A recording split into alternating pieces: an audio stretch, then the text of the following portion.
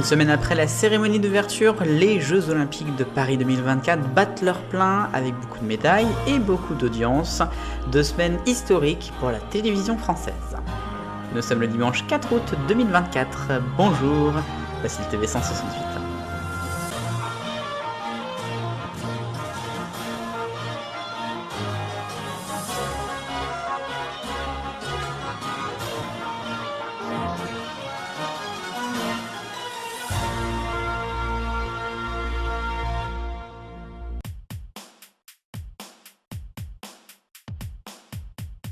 Des Jeux Olympiques en France, cela faisait 100 ans en été que cela n'était pas arrivé.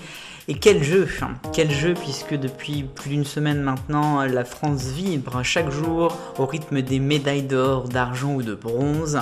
Et bien évidemment, la télévision aussi, une télé qui est de plus en plus regardée, je trouve, de jour après jour que l'on avance dans cette Olympiade. Bien évidemment, ça a commencé vendredi, il y a une semaine, avec la cérémonie d'ouverture et ses 23 millions de téléspectateurs. Depuis, France 2 et aussi France 3 et France 5 font des records grâce notamment aux performances de sportifs français comme Léon Marchand, le nageur, ou encore Teddy Riner, le judoka. Nous avons beaucoup de records d'audience, j'en présenterai quelques-uns dans l'arc-en-ciel bien sûr. Et puis on a aussi quelques critiques. Des critiques concernant la cérémonie d'ouverture qui a été produite et réalisée par le CIO avec la filiale internationale OBS. OBS qui se justifie auprès de critiques notamment qu'ils ont raté certains plans ou qu'il y avait des moments un peu de flottement. Il se justifie auprès de la météo, de la pluie, du vent et puis aussi du fait que tout n'a pas pu se passer comme prévu puisque c'est un spectacle en direct. Côté France Télé, quelques critiques habituelles sur par exemple certains commentateurs, mais c'est surtout l'émission Quel jeu avec Léa Salamé qui a été l'objet de fortes critiques en début de semaine. Trop d'invités people et pas sportifs, pas assez de résumé de la journée et des médailles, avec Laurent Luyap qui a fait figure d'acte de présence finalement au tout début. Ça s'est arrangé suite aux critiques nombreuses sur les réseaux durant la semaine. On a eu un recadrement et depuis je trouve que c'est quand même beaucoup mieux.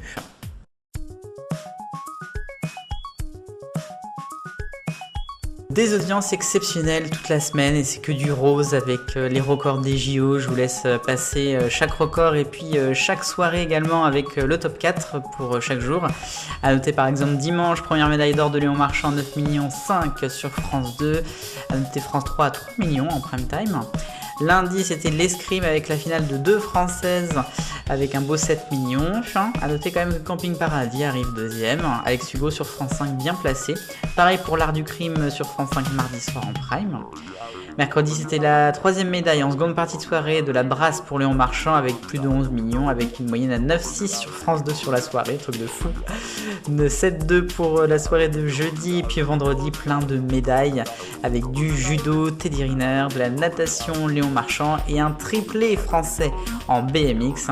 Tout cela est au-dessus de presque 10 millions, 11 millions pour la natation. Et donc voici le résumé du soir. Et puis pour les audiences mensuelles de juillet 2024, France 2 donc chipe la place pour la première fois depuis 86 à TF1 avec un beau score également pour France 3, à noter une baisse autrement pour le reste des chaînes. A noter aussi une baisse énorme de C8 à 1,9 seulement, tout comme TF1 Série Film. Petite hausse par contre pour Chérie 25. Et puis sur la dernière page, juste à signaler la belle hausse de Gulli, France Info, stable.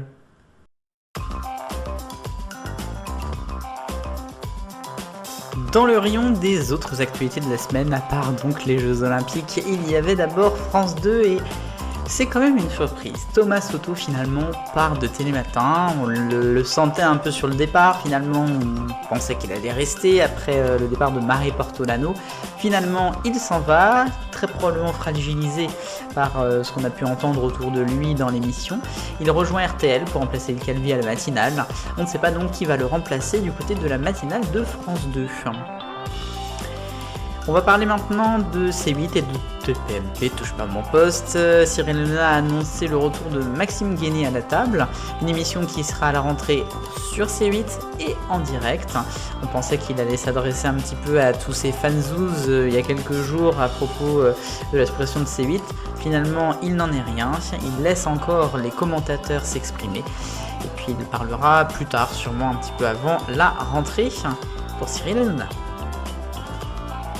France Info, on va parler de la chaîne Info de France Télévisions qui est quand même à la peine, même s'il y a eu quelques bonnes audiences grâce aux législatives. Ça faisait un an qu'il n'y avait plus de directeur à la tête de la chaîne après le départ en 2023 de Éric Berg. Et bien France Télévisions a annoncé cette semaine que ce serait Laurent Delpech qui va le remplacer. C'est pas un inconnu puisqu'il fait déjà partie de France Télévisions depuis un an avec notamment les nouveaux décors de France 2.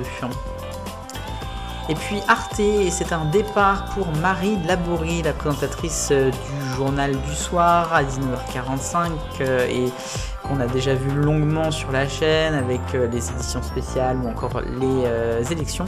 Et bien elle quitte Arte Journal, elle va rejoindre France Culture comme Marina Cardan-Cause d'ailleurs. On ne sait pas pour l'instant qui va la remplacer en détail au journal d'Arte, mais il y a plein de journalistes très talentueux là-bas.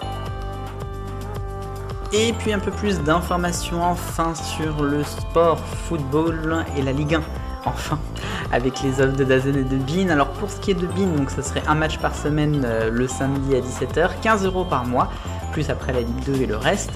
Pour ce qui est de DAZN, on serait à 39,99 par mois sans engagement, 29,99 avec engagement. Et sinon, si il y a une deuxième offre, mais avec qu'un seul match, je crois, par journée, et là on sera à 19,99.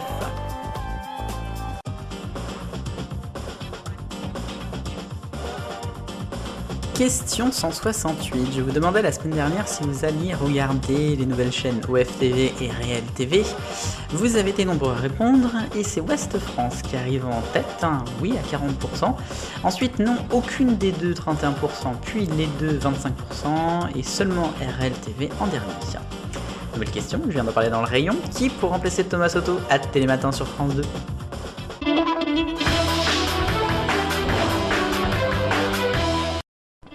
Les points gays, je vais parler encore un petit peu d'harcèlement et puis un petit peu aussi d'accusations. J'ai l'impression d'en parler très souvent, trop souvent, mais c'est ainsi. D'abord pour les Jeux Olympiques, bien sûr, vous avez entendu pas mal de choses autour de la cérémonie d'ouverture, un peu de bashing pour Thomas Joly qui la produisait, aussi un petit peu pour Philippe Catherine. Et puis côté France Télévisions, il y a Jean-Baptiste Marteau qui s'est pris quelques petites choses, quelques petits commentaires cette semaine. Sinon, on a appris que Patrick Poivre d'Arvor est visé par 5 nouvelles instructions judiciaires pour viol. Décidément, c'est pas la première. Et puis sinon, on a appris aussi que le journaliste de la BBC, enfin l'ancien journaliste de la BBC, Hugh Edwards, qui avait notamment annoncé le décès de la reine Elisabeth II il y a 2 ans maintenant, risque également lui une peine d'emprisonnement pour avoir eu accès à des photos d'enfants âgés de 7 à 15 ans. Évidemment, tout ça illégalement.